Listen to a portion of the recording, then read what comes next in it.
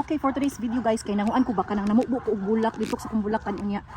Luckily nakakita ko og mga eggs so nanguha ko aning kaning bowl akong sudag itlog. So diri ko namubo oh. Diri.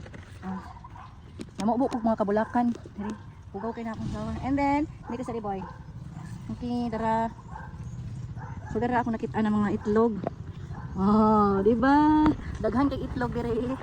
Oh, diri. So ibutan na to ami tong bowl be. Ito siyang kuhaon. Dara ang bang, sulan ako ng egg.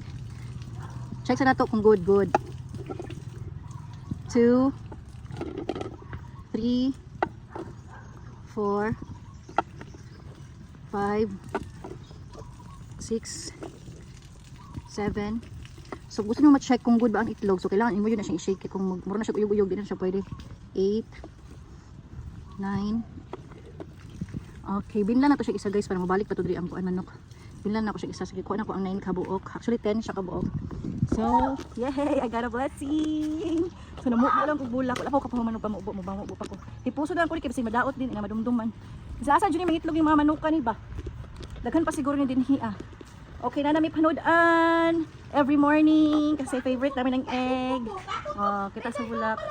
Thank you for watching.